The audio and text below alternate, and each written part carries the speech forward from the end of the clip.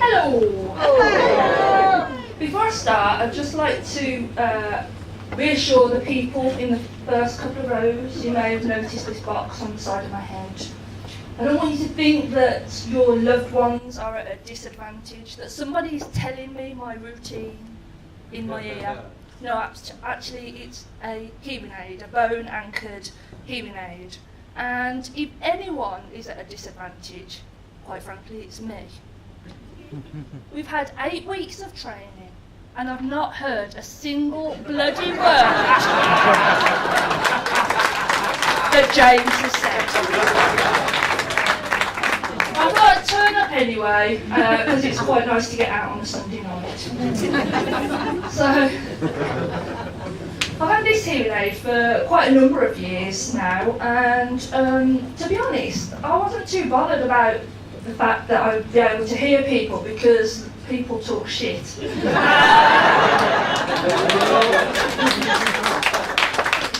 But it was more about when the consultant said that they would be putting a solid gold screw into my skull worth £3,000. And it was at the time when you couldn't go into a shopping arcade or turn the TV over, when some has-been celebrity wasn't there saying, pop your unwanted gold in an envelope, send it to us and we'll send you some money. So I thought, backup plan. No need to worry about the overdraft or maxing out the credit card or whatever. So I was like, oh yeah, go on then, do it. So, not only am I deaf on this side, I'm actually blind in this eye as well. Crossing the road is a fucking nightmare. I'm like, I move my head that quick, I give myself whiplash. So I've decided what to do is wait until somebody comes along who looks sensible and then cross with them. The downside to this is where I live. You can be waiting 2-3 hours for someone who looks sensible. And it really does take the mick when the little old lady comes hobbling up to you and she takes your shopping, offers you her arm and sees you safely across the road. But I had a bit of bad news last year. No, I did. Thank you. Basically, I was going blind, and the surgeon said, if we don't do anything, you will go blind, and if we operate, then there's a high % chance that you will still lose your sight. I thought, okay. So I did what I always do in these situations, and I wrote a pros and cons list. So on the pros side, it was free TV licence, free bus pass, get a dog, and you don't have to pick the dog shit up either. On the cons, I might walk in dog shit, and I'll be blind. So, it was a bit, So, my lovely wife said to me, do you know what, man, I think we should go to the Taj Mahal. Now, ever since I was a kid, I'd always wanted to see the Taj Mahal.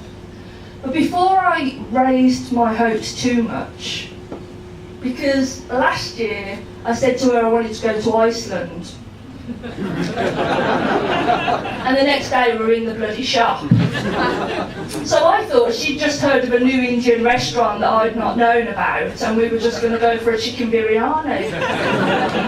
But she said, no man, I'm serious, I think we should go and see the Taj Mahal in India. And it was that point I thought, shit. She thinks that I'm going to go blind. This is bad. So I thought, well, that's all well and good saying we'll go to the Taj Mahal, but how the bloody hell are we going to pay for it?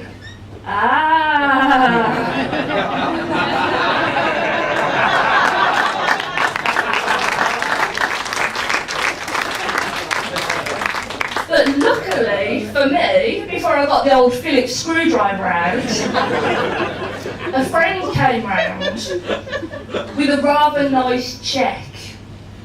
And basically she'd been round and spoke to all our friends and family and told them what was going on.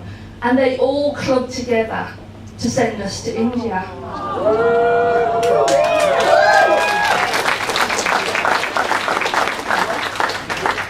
And to this day, I don't think she fully realises just how that made me feel.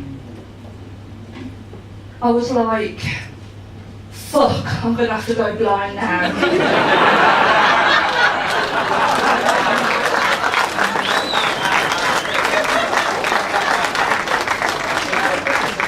Or they're going to want the money back.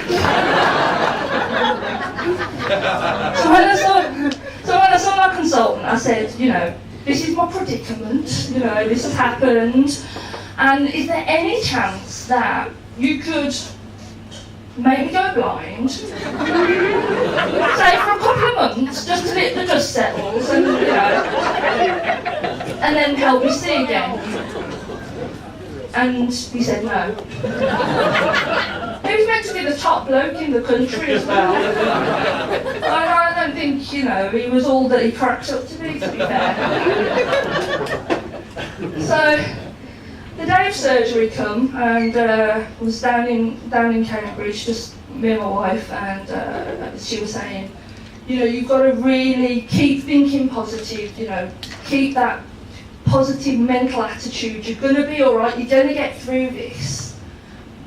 And I just nodded, and what was going through my head was, you know, this might be the last time that I ever see her face. She will be forever this young and beautiful to me. And what actually came out of my mouth was, babe, I'm feeling really positive. This might be the last time I ever see your face.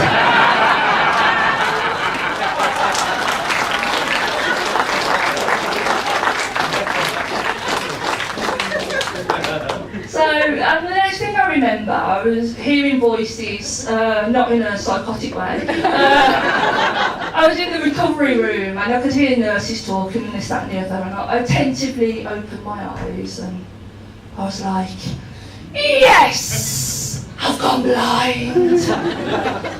And then they took the bandages off. And I opened my eyes and I was like, shit, I can see! And I was back up on the ward, and Max, my wife, she was saying, you know, babe, everyone's texting, asking how it's gone, how you get, you know, how you are, and they're all asking, you know, can you see? Now, I absolutely hate lying. I just can't stand it. So I said, you know, she's like, what should I tell them? I was like, babe, you're just going to have to tell them the truth. Not at the moment.